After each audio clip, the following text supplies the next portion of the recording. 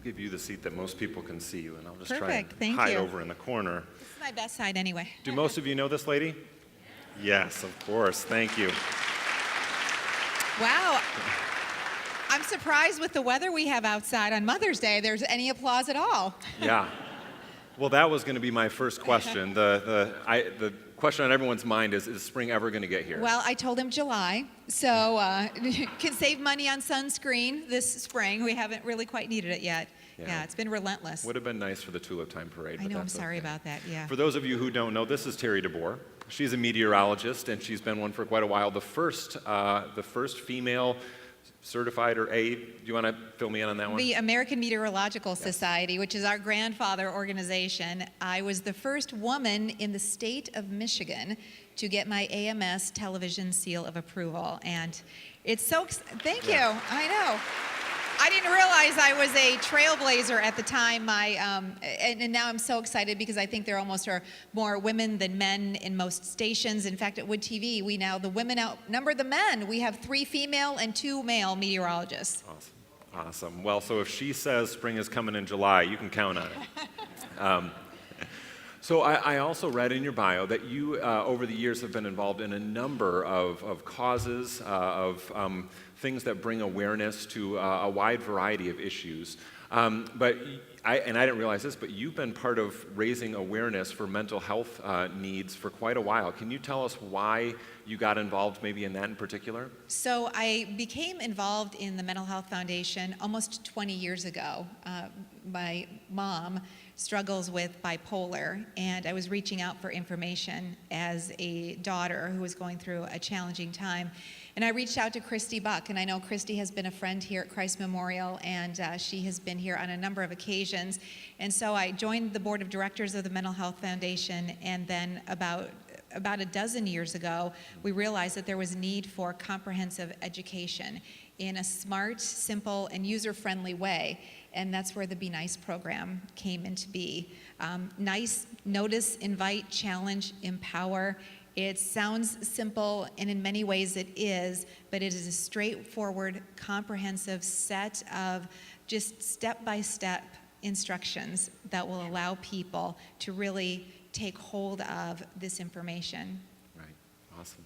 And last week we heard about the N in Be Nice, stands for notice. It's to notice things that are good and right about the people around you, and then also notice when there's a prolonged change in the way they think or act or feel, right?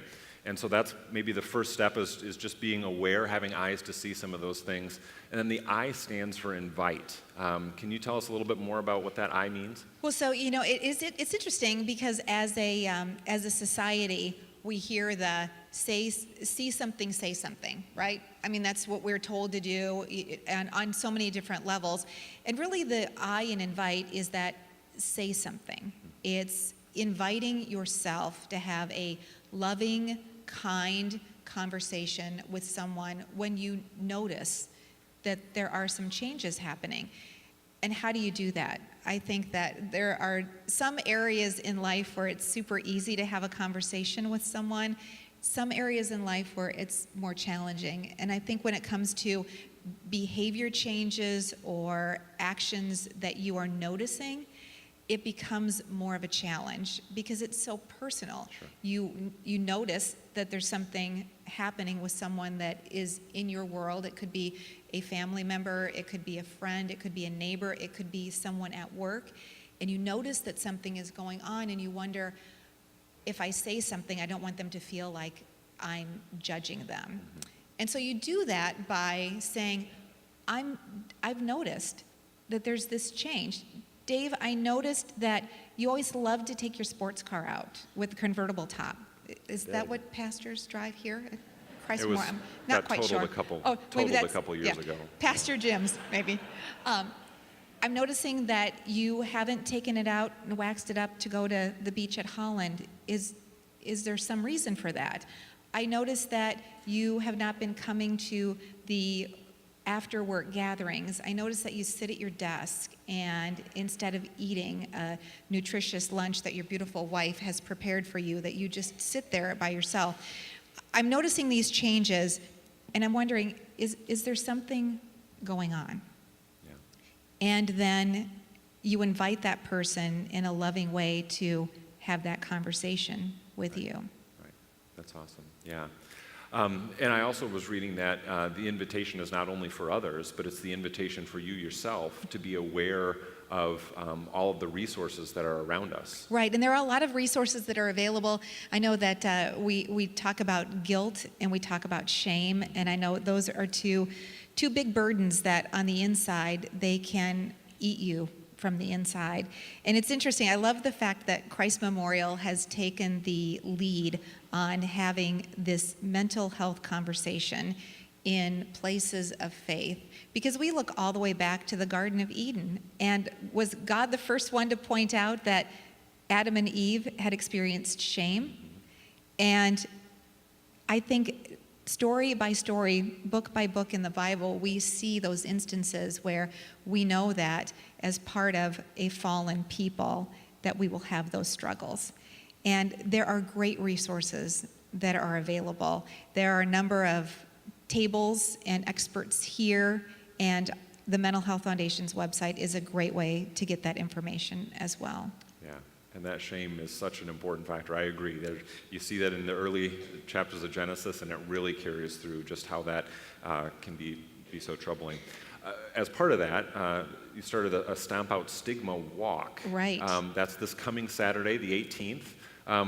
What can you tell us about that in case we're not aware? It is a great gathering. It is that's one of the first experiences that I had with the Mental Health Foundation was emceeing the Stomp Out Stigma. It used to be a really small gathering over at Aquinas College. It's grown year by year, and it's a great way to come together and help raise money so that the programming and the content can continue to grow for the Mental Health Foundation.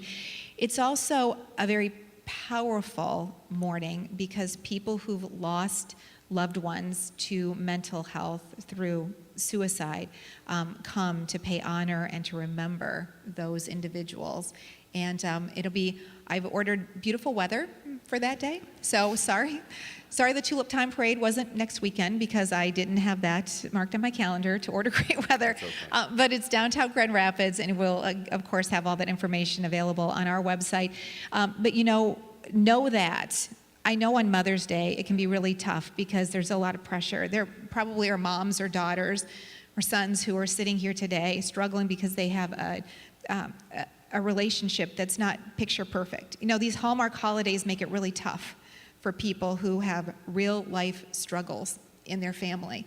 And know that if you are someone today who's feeling like they have a fractured relationship or they've lost someone, know that you are not alone. And there are resources available. And there are loving, caring, kind people who are there to help you. And so I just thank Christ Memorial. I thank this congregation. I'm so thankful and grateful to Pastor Jim for taking the lead on this, because we know that silence is deadly, and we know that we need to invite ourselves to have those loving, kind conversations with people we love. That's fantastic. Thank you so much for being here. Absolutely. On Mother's Day, 2 services. Thank you very much.